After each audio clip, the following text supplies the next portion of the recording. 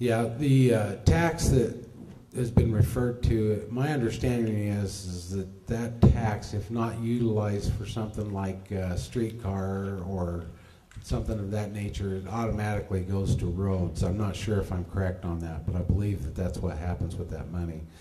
I see UTA buses running up down the street empty all the time. I think UTA has priced themselves out of business for the general citizenship in Ogden.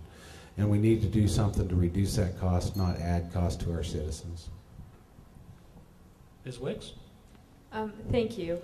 About 60% of that revenue comes from Ogden City, from that quarter-cent sales tax. When it was passed, I don't think it was really clear to the citizens that it was going, if it was going to be used for roads or transit. I think there is the expectation from the Ogden citizens that voted for it that it would be used within our community. None of the road projects on the long-range plan that would be eligible for that funding are within Ogden City. They may come in slightly, but none of those road projects are within Ogden City. So, you know, we need to look at how to best use those funds. Mr. Heyer? The sales tax that comes from those kind of taxes, or the monies that come from those taxes, transportation tends to be a regional issue more than a city issue. The city, we need to partner with Wasatch Front Regional Council, UTA, and those entities that do provide those to make sure that the money that is coming from our citizenry gets used to benefit our citizenry. But we don't have a direct way to spend that money. Ms. Neal? I think that probably the best way to utilize that extra tax money would be to look into comprehensive transportation for the region, such as putting in more bicycle lanes and adding amenities for pedestrians and improving the roads as well. Mr. Wallace?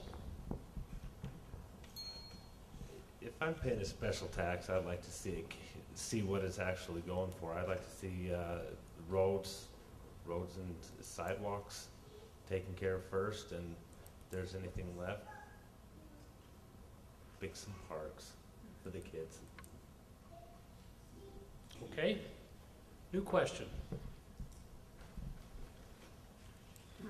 At the present time, Ogden City intermittently patrols and enforces leash laws on property in Weber County that is not in Ogden City, specifically the trails on the East Bench from Ogden Canyon to Strong's Canyon. There are several communities around the country that have adopted ordinance designing off-leash areas for dogs and regulating off-leash dog usage. Presently, are there many people exercising themselves and their dogs on the East Bench trails? Would you like to see off-leash ordinances passed with requirements that ensure the safety of all trail users? Would you support such ordinances and requirements? Starting with you, Mr. Culleton. As far as how you started that question with patrolling outside of the area, obviously the officers got to stay within their jurisdiction. And as far as the leash laws, I'm not in favor of the leash laws. I believe that you can increase the penalties on dog owners that don't keep their dogs in lines if they aren't taming their dog. But I don't think it should be a requirement against your liberty to be forced to have a leash for your dog out on the public property. And that's where I stand on that. Mr. Halverson? I believe that most of our citizens are responsible pet owners and regulate themselves. Whenever I've gone for a walk along the river, everybody has their dog on a leash. I would much rather focus on making sure that they clean up after their dogs rather than making sure that their dog is on a leash. Nothing like a fun surprise when you're walking out on the trail. Mr. Thompson? Yeah, I'm in favor of leash laws. I think there could be designated areas where dogs could get together. I see a lot of problems coming from that, whereas if two dogs get in a fight, who's going to be liable, and people getting angry, and I can see a lot of stuff if the dogs aren't properly controlled. So I keep my dog on a leash, and I think everybody should probably keep their dog on a leash at most times. Ms. Wicks? Thank you. There's an interlocal agreement with Weber County that they're enforcing those leash laws outside of city boundaries. That's how it's happening. I don't think we should be enforcing things outside of city boundaries, but that's not the issue, I guess. You know, where you have a trail with multiple users, you have bikes, people jogging, people hiking, you have kids.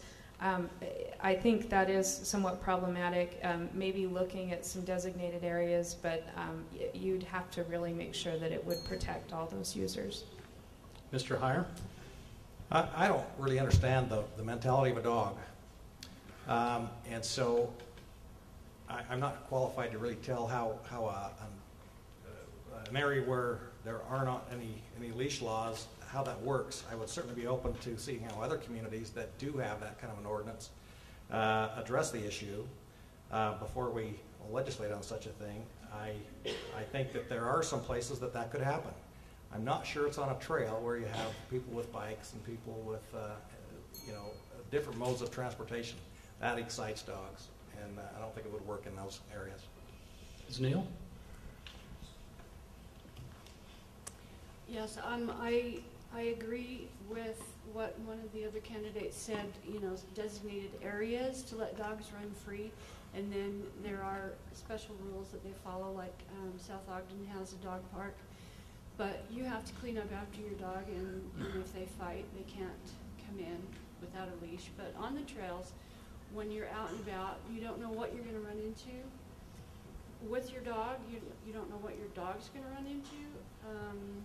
If, they're unfriendly with each other. I think leash laws should be, at least adhered to in some of those situations. Thank you. Mr. Wallace?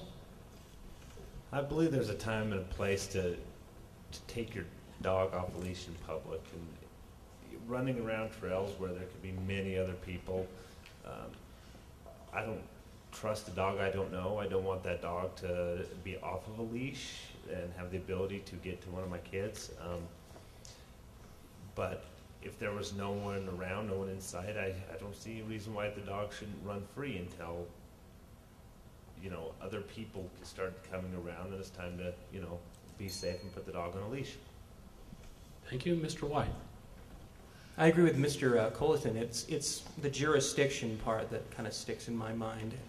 Why patrol something that is not part of Ogden City? As for leashes, that's more of a property rights issue. Essentially, if you're going to be dumb enough not to put your dog on a leash and the dog gets in a fight, you should be punished for that. And I think we already have laws on the book that take care of those sorts of things. Thank you. Next round of question from the audience. Would you support a north-south greenway across Ogden? A north-south greenway across Ogden. Mr. Halverson, we've been beginning with you this time. I can't honestly answer that because I'm not certain what a greenway is. Assuming that it is an environmentally friendly mode of transportation or a soothing type of transportation corridor, then of course, yes, I would be supportive of that. But not knowing, I really don't have an answer for those without further details. Mr. Thompson? I was really hoping Mr. Halverson knew the answer to that question. I'm afraid I don't know, because I don't know what a greenway is either. This might go quick. Ms. Wicks? Hold it. It's a street where no cars are allowed. And it would be a street where no cars would be allowed, or you could divide the street in half and have half of it for cars and just one street that would go north-south and connect the trail system. Okay, we understand now? And I Okay. assume that was maybe it. We have that going east to west with the River Parkway. You could hike, bike. We have that's a great way to get across town. I think we do need to create some better ways, some safer ways for people on foot and bikes to get around town. We, are promoting ourselves as an outdoor recreation mecca, and it really isn't safe a lot of times to ride bikes on our streets, and our sidewalks are sometimes subpar, it would be a nice idea, I think. I'm not quite sure where you'd put it, but in concept, I think that's good. Mr. Heyer? Okay, I'm glad it was defined what it was exactly. I went to a planning conference in Miami Beach, Florida, where they had one of these greenways. They didn't call it that. It was just a pedestrian region, and it was a very nice area of town, and it had a very big regional draw.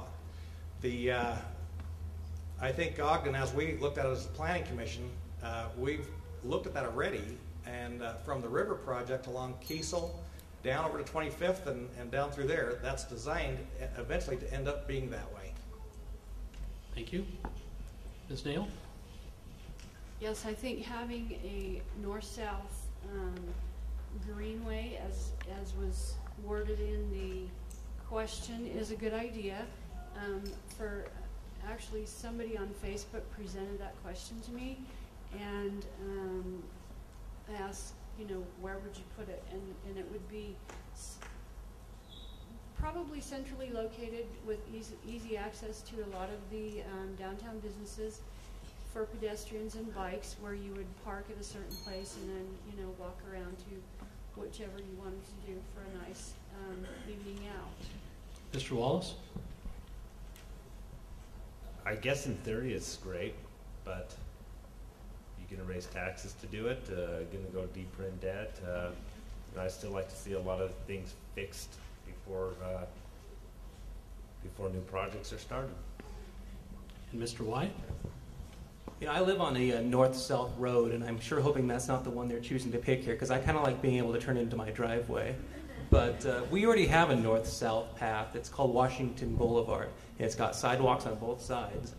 And so I just don't understand why you would need something like this. It seems unnecessary. And Mr. Culleton? So as far as the north-south greenway, I didn't know either, so I'm glad I went last. But now that I know, I'd have to say we have infrastructure that needs to be taken care of right now, that needs to be maintained and fixed and repaired. Maybe down the road sometime in the future, years from now, that could be feasible, but in this time, it's not the necessary thing to do. Mr. Halverson, if you'd like to, since you didn't know what one was, and you too, Mr. Thompson, if you'd like to have a few seconds to say something, you're welcome to. Conceptually, I believe it is a wonderful idea. Realistically, I don't think it could or should happen. We've got bigger problems here to address in this community. However, when it comes to future planning, it should be incorporated into those plans. Thank you. Yeah, I agree. I think it's a great idea. I just don't think right now it's in the cards. Thank you. We're getting close to the end of these, but we have a few more. Because you're so quick in responding, I might add. Do you think Ogden's current utility rates are fair? And if not, what changes would you propose? This time we're starting with you, Mr. Thompson. Yeah.